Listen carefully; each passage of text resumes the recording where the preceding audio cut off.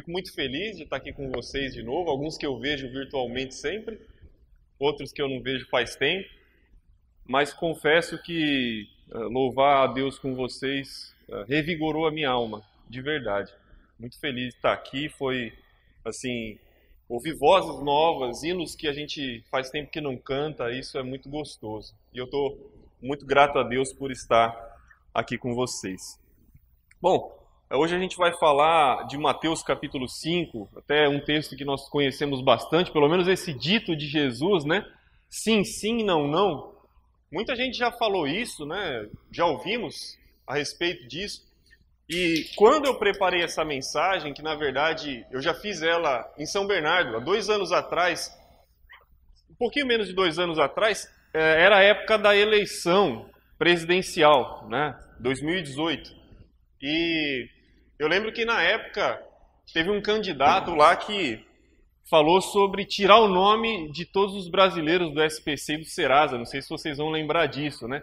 Mas logo quando aquele candidato lançou essa proposta, ele ganhou muitos adeptos, né? Muita gente falou, eu vou votar nesse cara. Por quê? Porque no Brasil são mais de 60 milhões de pessoas endividadas, né? Só no Brasil a gente tem mais de 60 milhões de pessoas com nome no SPC, no Serasa. Então, quando aquele candidato disse assim, eu vou limpar o nome de todo mundo, puxa vida, né? Era a grande oportunidade de você ter crédito de novo, de você poder financiar alguma coisa, comprar alguma coisa, e quem sabe, talvez... Obrigado, princesa.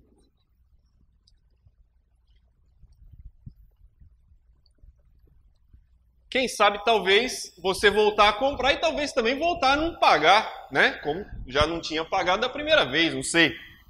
Mas a questão é que, assim, quando nós ficamos com o nome sujo, o que acontece é que nós nos comprometemos a uma dívida e não conseguimos honrar, não é isso? Não pagamos essa dívida e aí a gente acaba ficando com o nome sujo, porque não conseguimos honrar com a nossa palavra de que saldaríamos aquela dívida, né? E infelizmente isso é verdade. O ser humano está sem muito crédito, a nossa palavra não anda muito bem de crédito. Eu acho que aqui, eu não sei se vocês vão ter segundo turno em São Vicente, vai ter segundo turno, né? Então, época de política, o que todo mundo fala dos políticos? Ah, promete um monte de coisa, né? Quando chega lá, não faz nada daquilo. Então, nós temos uma imagem dos políticos, mas os políticos são o fruto da sociedade brasileira, que é, na verdade, a imagem de todos nós. Nós não temos muito compromisso com as nossas palavras. É nesse ponto que Jesus está tocando aqui em Mateus 5, do 33 ao 37. Né? A palavra do ser humano parece que perdeu muito do seu crédito. Por que isso aconteceu? Eu não sei. Quando isso começou? Eu também não sei, mas eu sei que a coisa está complicada. Tudo que você vai fazer hoje, você precisa ir no cartório, reconhecer firma, não é assim? Assinar, carimbar, pôr a impressão digital, fazer 2, 3 vias. Eu lembro quando eu fui financiar minha casa, você pega aquele contrato com várias páginas, você tem que, em todas as páginas, no frente e no verso, fazer uma rúbrica, tem que assinar no final, tem que reconhecer firma. Puxa vida, mas por que não dá para eu chegar lá e dizer assim, não, eu vou pagar a dívida, né, e tudo bem? Já pensou se os bancos fizessem acordos verbais para emprestar dinheiro? Você tem que comprar aí uma casa, um carro, você vai pedir um dinheiro emprestado, você chega lá no banco e fala assim, olha, eu vou precisar, sei lá, de 100 mil reais. Aí o banco diz assim, quanto tempo você vai levar para pagar? Ah, eu vou levar 35 anos. Tá bom, amanhã a gente deposita o dinheiro na sua conta e você, ao longo dos 35 anos, paga de volta. Seria bom se a gente pudesse ter essa confiança das instituições financeiras, mas não é assim. Você vai comprar uma geladeira, você vai lá nas Casas Bahia comprar um sofá que seja, comprar um videocassete que nem existe mais. Você vai ter que fazer um boleto, você vai ter que assinar, eles vão ver se o seu CPF, se você tem nome sujo na praça, tudo isso. Por quê? Porque a sociedade é assim, porque o ser humano é assim. A gente diz que vai pagar e depois acaba não pagando, geralmente, né? Isso não acontece com todos, mas eu estou aqui usando mais exemplos de dinheiro, de empréstimo, porque é uma realidade mais comum para todo mundo. Mas em uma área ou em outra da nossa vida, a gente acaba falhando, né, e não honrando com os nossos compromissos. Né? Não só sobre pagamentos eu estou falando. Na época eu usei um exemplo lá em São Bernardo sobre a escola da Bíblia, né? A gente tem uma limitação de espaço lá. Nós conseguimos colocar 60 pessoas. Então, fazíamos os anúncios, né? E o pessoal começava a entrar em contato. Quero fazer a escola da Bíblia e tal. Quando dava 60 inscritos, a gente tinha que parar, né? Dizer, olha, não temos mais espaço, né? Não podemos aqui aceitar 100 pessoas e se vem a 100, né? A gente não tem como acomodar aquelas pessoas. Então, quando dava 60, a gente encerrava as inscrições, os nomes que vinham depois a gente fazia uma lista para o próximo semestre. Nós entrávamos em contato com essas 60 pessoas antes do curso começar. Olha, você tem certeza que você vai vir? Eu vou. Tá bom, vai começar no dia tal, tal hora. Podemos contar com você? Pode contar comigo, eu vou estar lá. Dessas 60 pessoas, na média, sabe quantas que vinham no primeiro dia, né, que faziam o curso? 40. Então, 1/3, 20 pessoas, nunca apareciam. E na grande maioria das pessoas que vêm na escola da Bíblia, são pessoas que vêm do mundo evangélico. Pessoas que, em tese, conhecem essa palavra de Jesus, sim, sim, não, não, mas que ainda não entenderam o compromisso com a sua palavra. E assim, você disse que você vai fazer, vai lá e faz o curso. Se você não vai fazer, então fala, olha, eu não vou fazer. Porque às vezes é até melhor, né? Muitas vezes tinha alguém que queria fazer o curso, que ficou sem a vaga, dando espaço para alguém que disse que faria e nunca apareceu.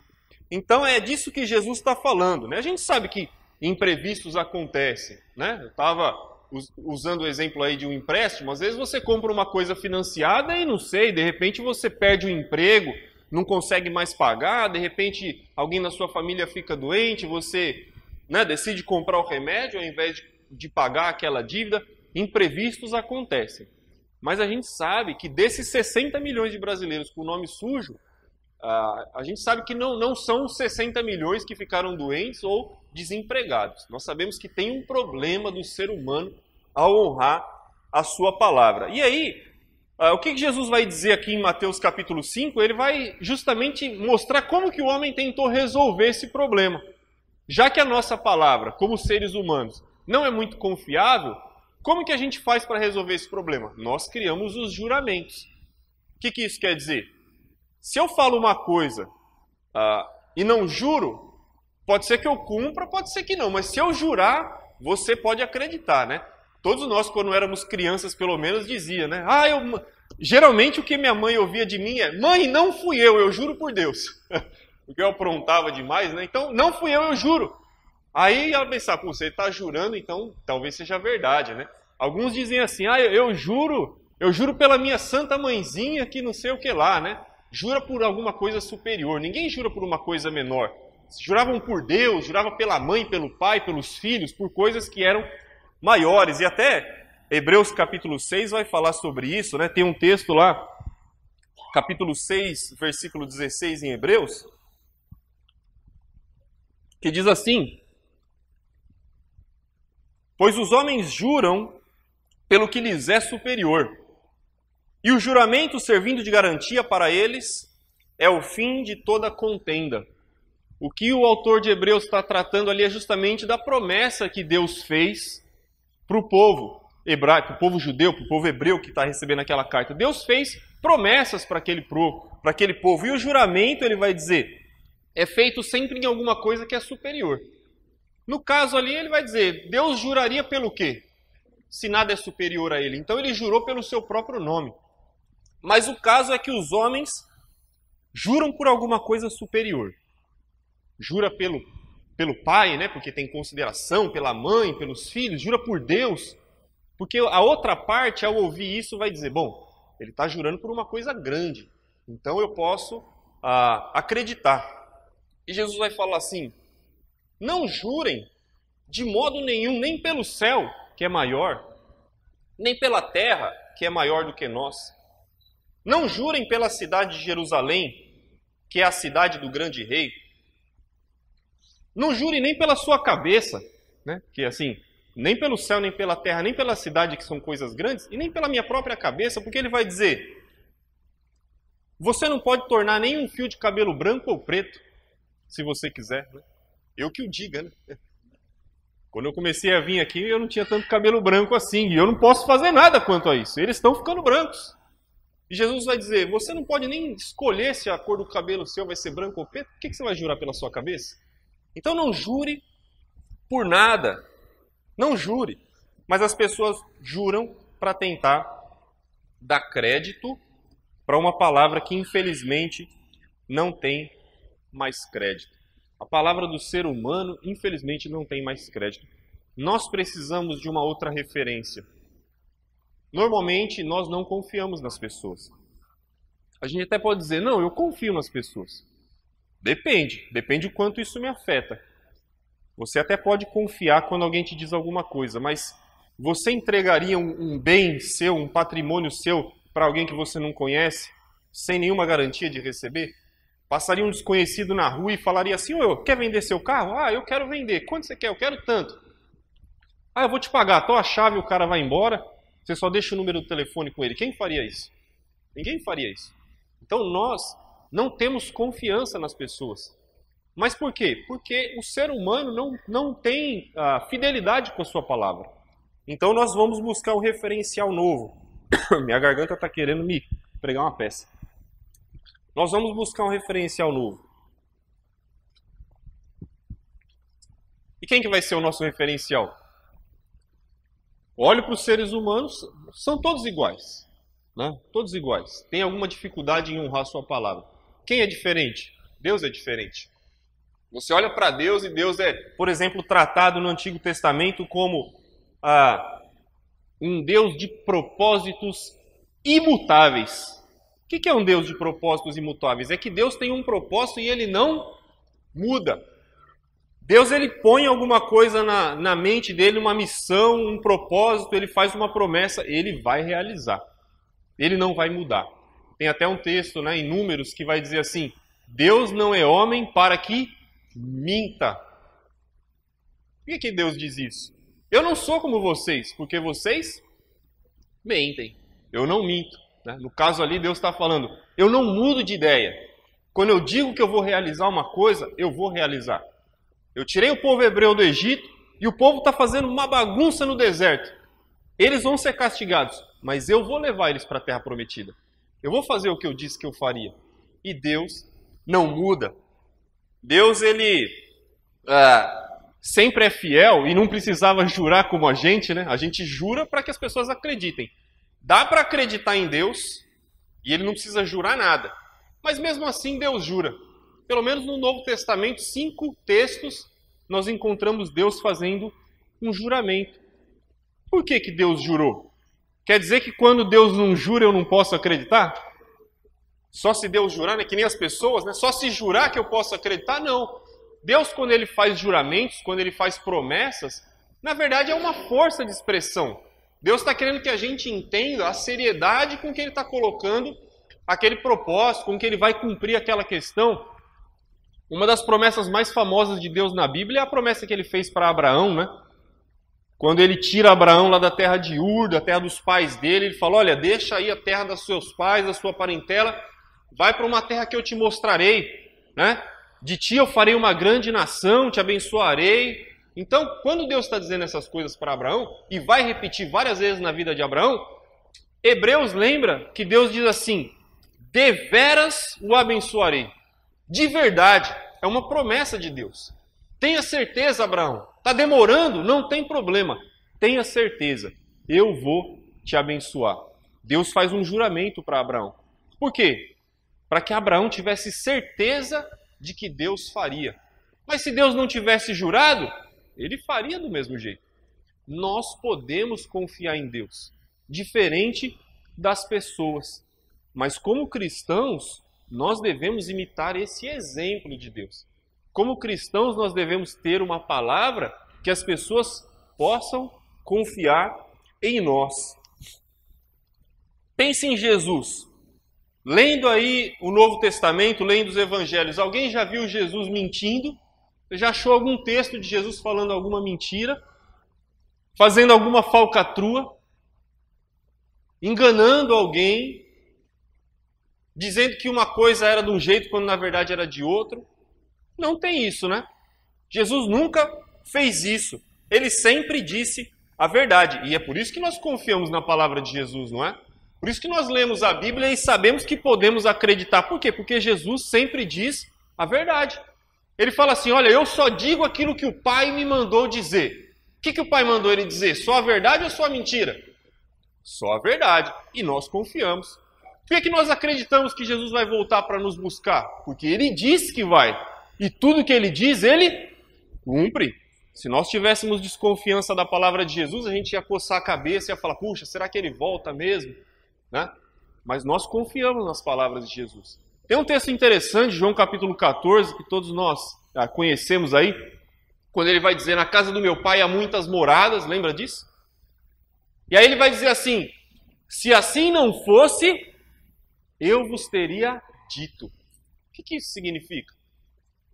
É verdade o que eu estou falando. Se não fosse verdade, eu teria dito para vocês. Se na casa do meu pai não tivesse espaço para vocês, eu teria falado a verdade. Porque Jesus sempre fala a verdade. E ele impactou a geração dele tendo essa palavra diferente, sabe? Porque os líderes religiosos da época, lembra qual foi uma maneira que Jesus acusou muitos líderes da época? Chamava eles de hipócritas. E o hipócrita, na época, hoje pra gente tem um sentido um pouco diferente. Mas na época o hipócrita era uma palavra grega que vinha de um termo que diz respeito ao ator. O ator que encena um papel. O hipócrita é aquela pessoa que finge ser alguém que ele não é. O ator não é isso? A gente fala assim, aquele fulano de tal na vida real, né? Então você tem o ator, ele tem um nome. Mas lá no filme ele interpreta uma outra pessoa com outro nome, com outras características, outra personalidade. Isso é hipocrisia, no termo grego original. É você encenar alguém que não é você. E Jesus acusava os líderes religiosos disso, porque eles fingiam ser uma coisa que na verdade eles não eram. Eles fingiam ser santos, mas não eram. Ensinavam as coisas para as pessoas, mas não cumpriam. E Jesus vem e muda, o seu tempo, mostrando para as pessoas o quê? Alguém que tem palavra. Jesus, ele ensina e faz. Ele dá a lição e mostra na prática. Então Jesus, ele mudou toda a sua geração, nunca jurando, mas sempre fazendo tudo como se tivesse jurado. Sempre cumprindo com tudo aquilo que dizia. Aí ele vem aqui e fala assim, não jurem de maneira nenhuma. Vocês ontem juraram que ficariam juntos, e agora? Jesus fala que não é para jurar, né? Quer dizer, então, aí a gente ouve às vezes alguns cristãos falando assim, não jura, que jurar é pecado. Não é que jurar é pecado.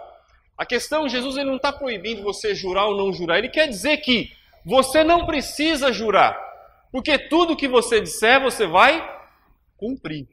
Essa é a questão. Essa é a crítica de Jesus aqui no Sermão da Montanha, em Mateus capítulo 5, porque aqueles homens, esse é o contexto, né? Aqueles homens, no cotidiano, você batia papo com os mestres da lei, mas será que eles estão falando a verdade? Mas se eles jurarem pelo templo, se eles jurarem por Jerusalém, aí você podia acreditar. Mas nós não precisamos ser assim. Jesus não foi assim. Jesus, ele dizia as coisas e o que ele dizia era verdade. O que ele disse que faria, ele fazia. E nós vamos ser como Jesus. É por isso que nós não precisamos jurar. Porque quando eu disser para você, eu vou te ajudar, eu vou te ajudar. Quando eu disser para você, eu não posso te ajudar, é porque eu não posso te ajudar. E essa transparência deve fazer parte da nossa vida. É lógico que eu não quero que você saia daqui simplesmente preocupado em pagar as suas dívidas lá fora, né? Eu lembro depois que eu fiz essa mensagem em São Bernardo, alguém me procurou e falou assim, puxa vida, depois que você fez essa mensagem eu fiquei até preocupado com o negócio que eu tinha que pagar. Eu falei, não, tudo bem, vai lá e paga, mas foi mais do que isso que eu quis dizer.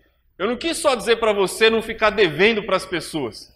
Eu quero dizer que nós precisamos ter uma mudança de caráter como cristãos. Porque a mudança de caráter vai melhorar as nossas relações com as pessoas? Vai, é lógico que vai. Se eu for uma pessoa de palavra, isso vai melhorar a minha relação com os outros. Mas é mais do que isso. É crescer espiritualmente, é me parecer mais com Jesus e menos com os modelos desse mundo. Não é verdade? Não é isso que nós queremos? Então, se o homem é problemático, né, com a questão de cumprir com a sua palavra, mas Deus é perfeito, é confiável, então nós precisamos ser homens com a palavra divina. Jesus foi assim. Jesus era homem? Era. Ele tinha tudo para ser como a gente? Tinha, mas ele não foi. Apesar de ser homem, ele tinha uma palavra que era divina, confiável. E se nós queremos apresentar para o mundo um Deus confiável, nós precisamos ser confiáveis. Como que eu vou dizer para as pessoas que elas podem acreditar em Deus se elas não podem acreditar em mim, que digo que acredito em Deus? Como que eu posso dizer para as pessoas que servir a Deus é bom, quando na verdade elas não podem confiar nas minhas atitudes? Como que eu vou conseguir convencer as pessoas de que eu vou lá na casa deles, eu vou estudar a Bíblia com eles, se tudo que eu digo para as pessoas no final eu não faço? Então, parte dessa mudança de caráter vai nos fazer conseguir apresentar para as pessoas esse Deus que nós cremos.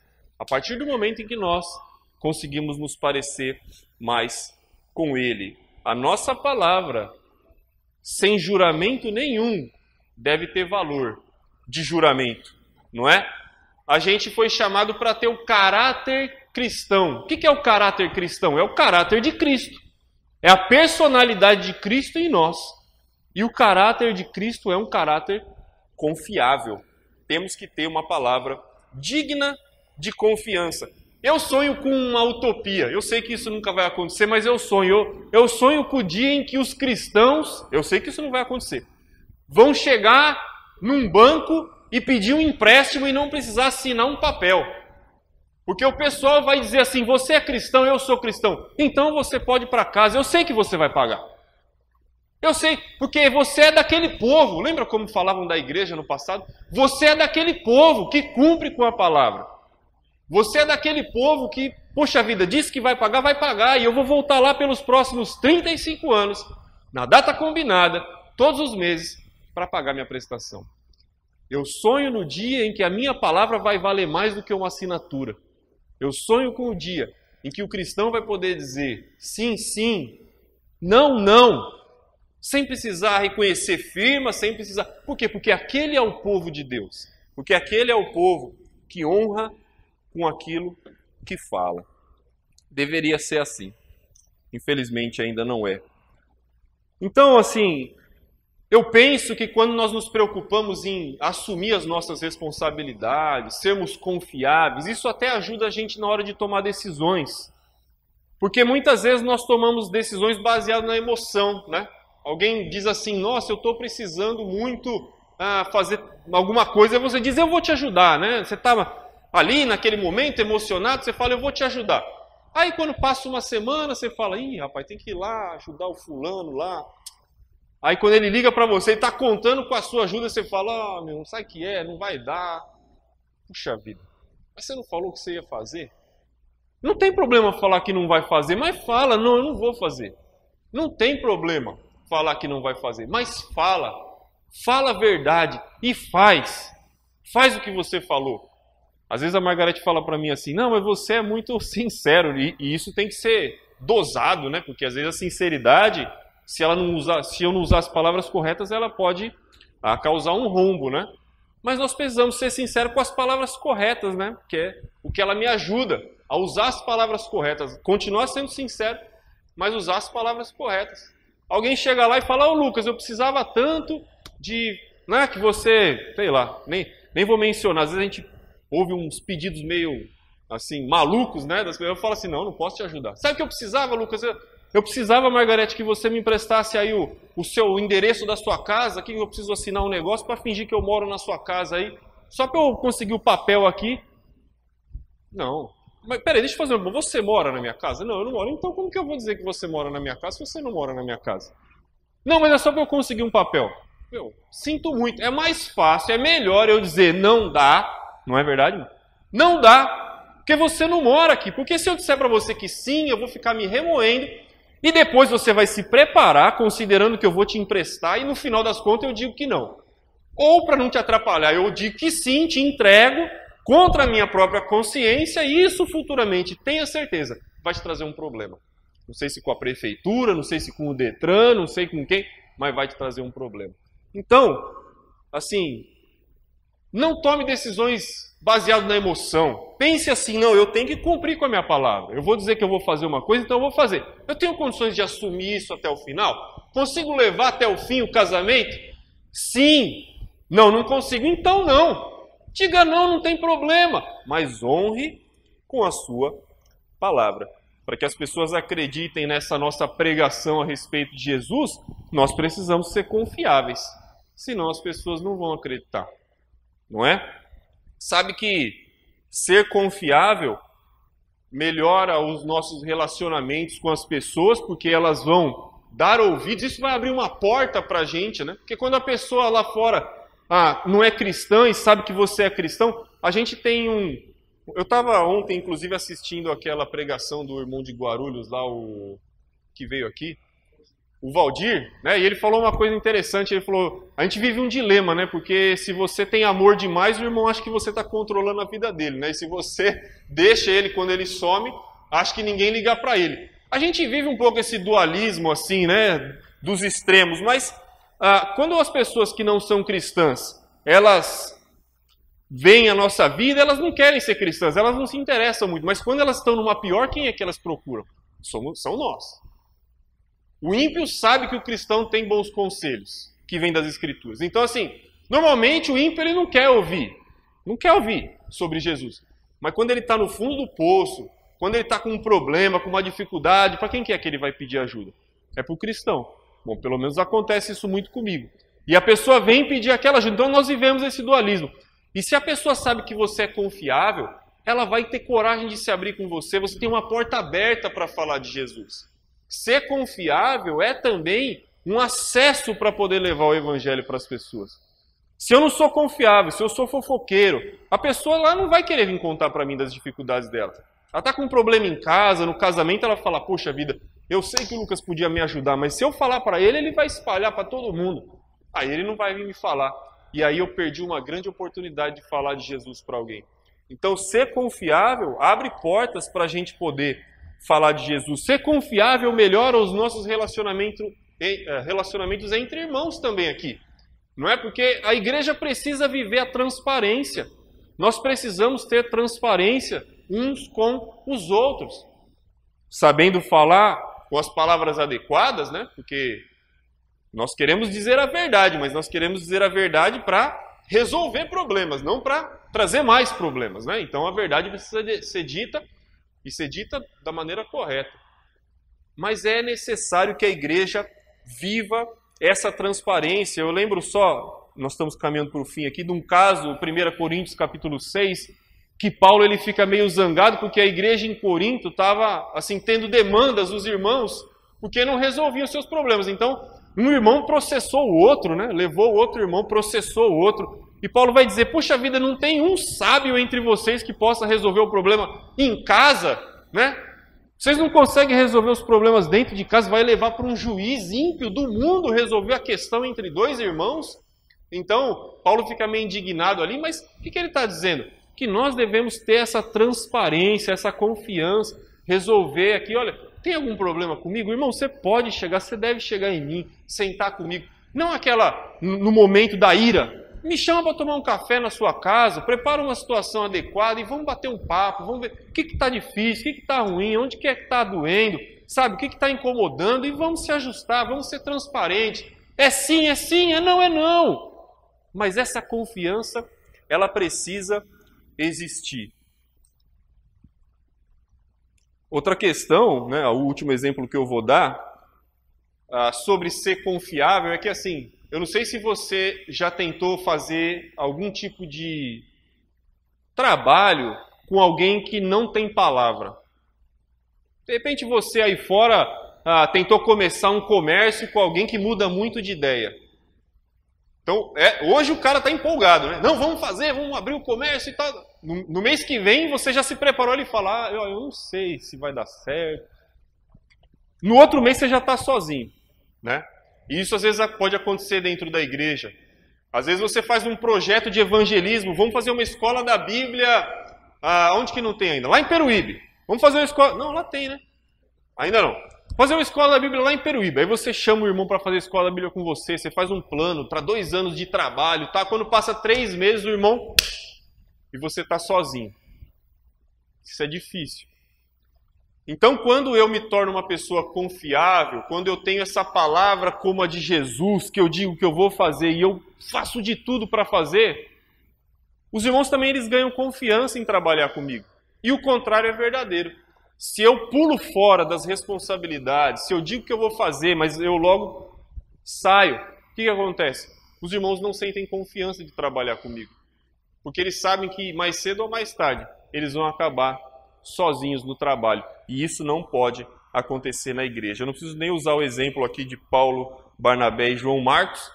É um exemplo em que um grande homem de Deus como Paulo ficou irritado pela atitude de Marcos, que foi essa atitude, mudar de ideia no meio da viagem, largar a gente assim. Isso não pode acontecer. Imprevistos acontecem, né? Como eu falei, imprevistos acontecem. Às vezes começa o projeto, no meio do caminho viu que não foi a melhor decisão, viu que, puxa, precisamos fazer um ajuste, não vai dar para ser exatamente como a gente planejou. Ok, vamos fazer os ajustes.